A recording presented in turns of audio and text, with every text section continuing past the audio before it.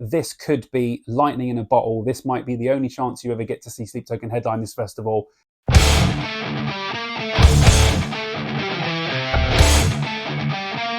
What's up, dudes? I'm back with another video. Welcome to this quarterly catch-up, as I've called it. So I'm just going to run through some of the things that have been on my mind, things that have come up to do with festivals, gigs and all sorts of stuff, and talk about some new releases. As you can see, Midnight here is joining us as well. So as always, hope you guys are all good and everything is gravy. And yeah, just hope you're all safe and keeping well out there. It's getting a lot better weather-wise, so it's getting a lot closer to festival season. So already, you know, I've been out in the garden doing loads of stuff, thinking about, wow, it's only like 9 weeks till download now. So yeah, things are just starting to ramp up a lot, rather. One bit of news I have to share with everyone. I think everyone knows that I've been to the last 2 Slam Dunks. Was planning to go to Slam Dunk South this year. Unfortunately, it turns out that the bass player, Ashes by Dawn, my band, check us out if you haven't already on Instagram and all that stuff. You've got to plug it. Our bassist Ush is having his stag do on the day of Slam Dunk, so I will no longer be going to Slam Dunk because I'm a very good friend. So I'll be going to his stag do instead. So yeah, bit of a bummer, not too much of one, although I did enjoy last year quite a lot, and you know, drinking with all my pals and stuff. So yes, unfortunately, I won't be seeing any of you at Slam Dunk South this year, unfortunately. I don't think there's going to be any particular order to this, so things that are just coming to my mind, really. Sleep Token obviously is on everyone's lips at the moment, just because of the singles. I think Emergence, the first single, is amazing. You know, like, I do get this with bands sometimes where when you're someone like me that's been there from the beginning, and then you have so many people come in and sort of not take over, but sort of, it feels like a little bit of that band has been taken away from you. And let's just say that modern, I don't want to say modern, they're not even old, but like new Sleep Token fans are a little bit cringy for my liking. I did enjoy it when it was just like a weird band that we could all enjoy, but now people obviously are going really in on the lore and all sorts of stuff. It is cool to see. I'm so happy that such a fantastic band is getting so big. But yeah, I thought the first single, Emergence, was amazing, really good. You know, both of them, that one and Caramel, people were surprised by Caramel about how sort of almost poppy and stuff it was, but it's no different to some of the stuff they've released in the past, really. There isn't anything else in there that isn't really a part of some of the other tracks. So I wasn't surprised by it like a lot of people were. I just think it's really good. I think both singles are great. I wanted them on this album to move into, I was expecting them to go into like a real dark region. I want this band at some point to get super dark, you know, with the themes and just the music in general. But unfortunately, I think they're going to go the other way, which is not necessarily radio friendly, because they already are technically a radio friendly band, just the type of music that they make. But obviously they're going down a different avenue to what I wanted them to. But you know, you can't always get what you want. And because it's Sleep Token, I'm sure I will absolutely love it. So yeah, if you guys are loving it, tell me in the comments. Obviously, there's a lot of chatter about, you know, them headlining, all sorts of stuff. You know, as I said before, this could be lightning in a bottle. This might be the only chance you ever get to see Sleep Token headline this festival. You know, they could drop off, fade away. We don't know. It's such a new band. You know, there's that longevity. We haven't viewed it over a long period of time yet to actually see where they're going to end up in the sort of stratosphere of metal. So if you really want to see Sleep Token, I would say go and watch this set of download, because it literally might be your only chance to ever see Sleep Token headline a festival, us not knowing the future with hindsight, you know. So it's definitely going to be an interesting one. And I think that, yeah, it's definitely going to be worth a watch. Going from one download headliner to obviously another possible download headliner of the future, Ghost. Of course, Ghost released a new single, Satanized.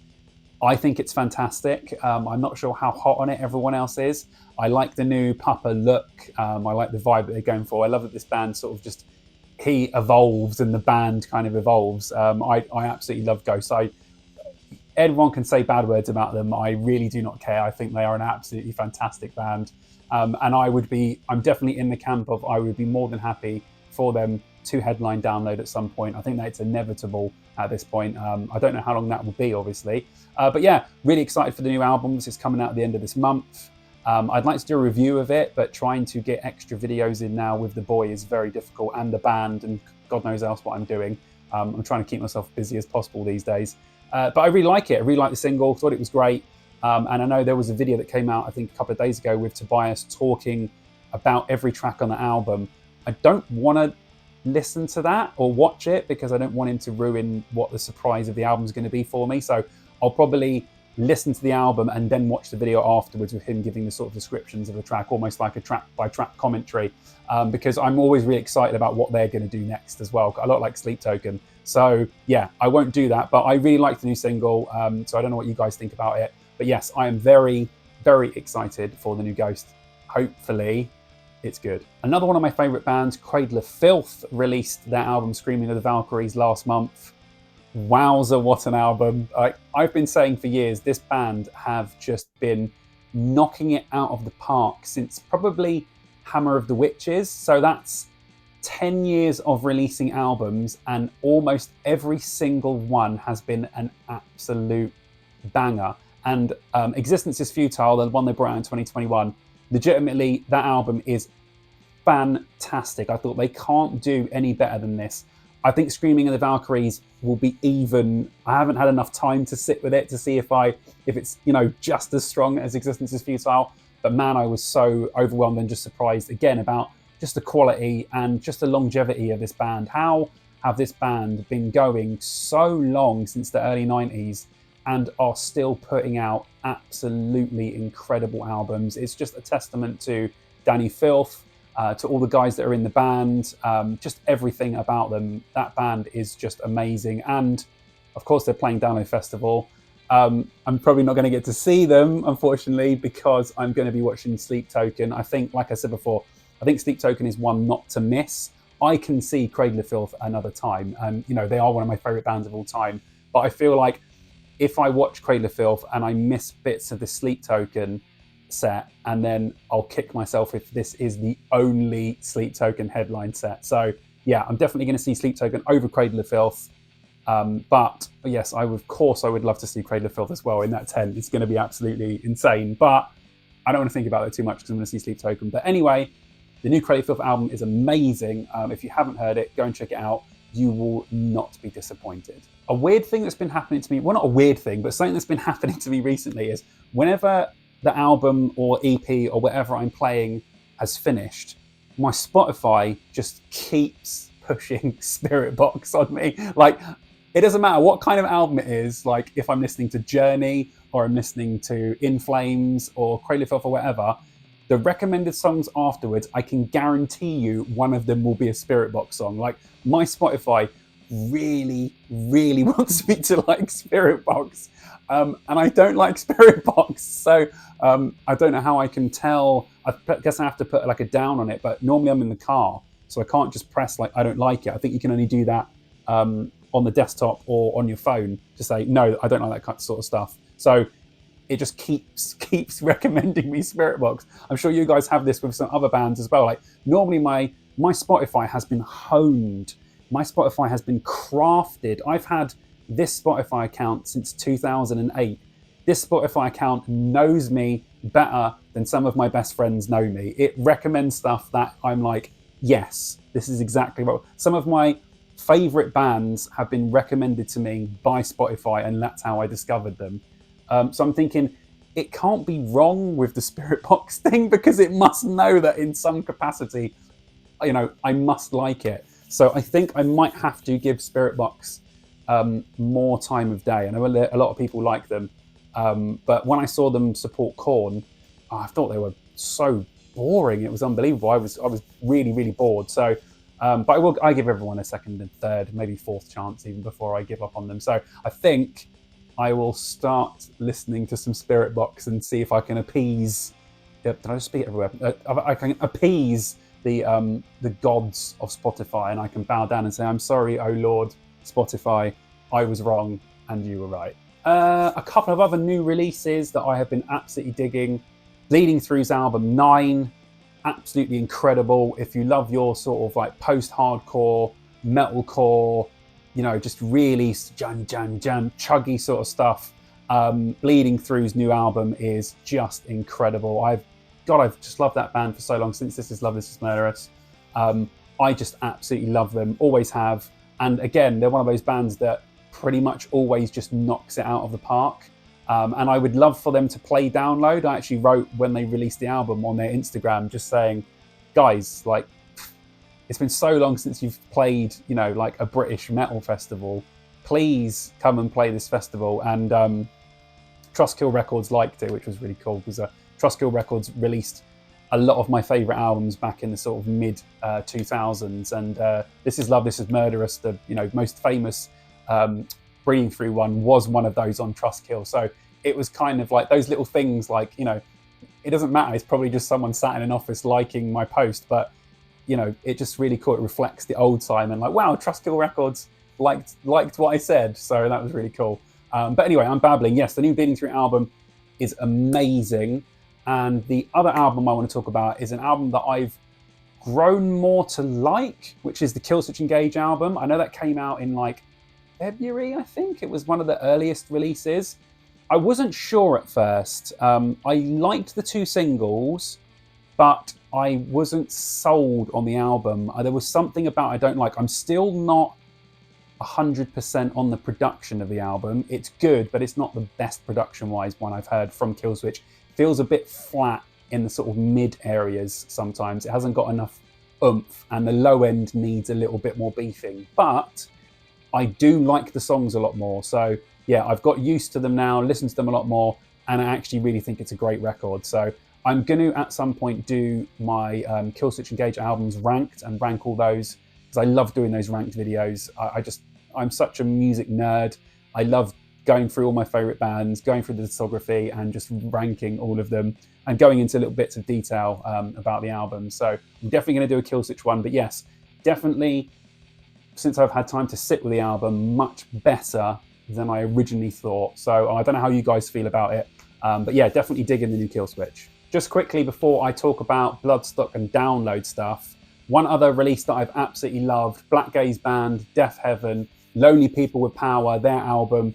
If you love any sort of shoegaze stuff or any kind of black metal, this is basically like a mashing of the two. It's like black metal vocals, you know, really high-pitched screams with sort of weird, sometimes lo-fi style shoegaze riffs, sometimes kicking into heavy.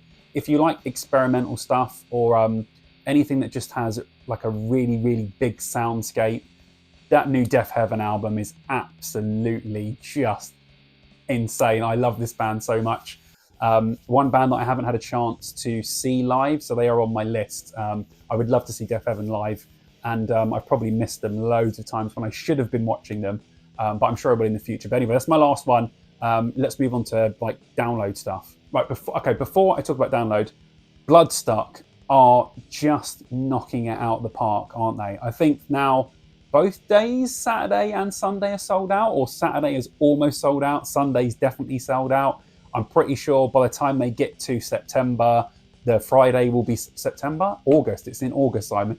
Don't go in September. It won't be happening. By the time they get to August, I think the Trivium Day will sell out as well.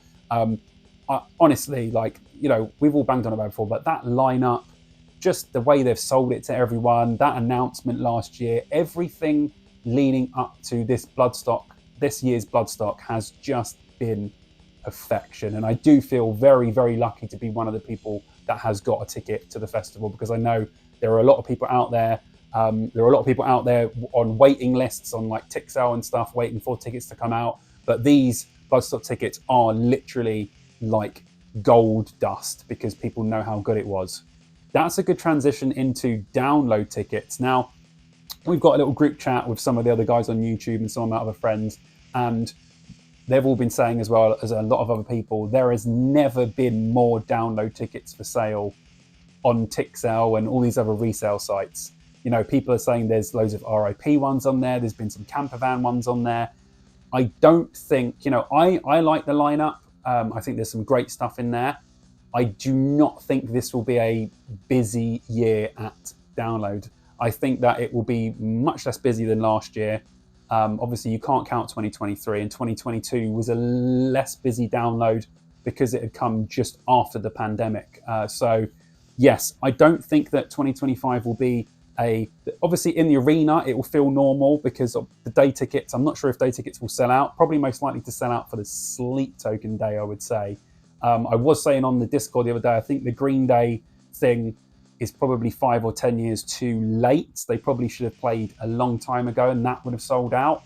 I'm not sure after them playing over here last year, the Isle of Wight and stuff, how big the demand is for Green Day. I know they're a huge band, but I don't see it attracting that many more people coming to the festival for the weekend.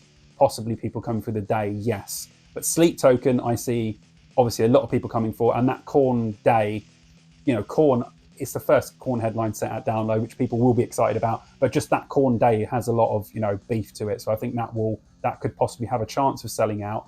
But the weekend definitely isn't going to sell out 100%. It will feel in the campsites, especially like definitely noticeably less busy than last year. Even though last year wasn't fully sold out. But yeah, it's going to be an interesting one because a lot of people have been, this download's very divisive with the headliners. And a lot of, I feel like it's a generational thing as well. I feel like all the people like me that were going in the 2000s are starting to almost phase out of download now. And you've got that sort of shift to, the new music. There's no legacy bands.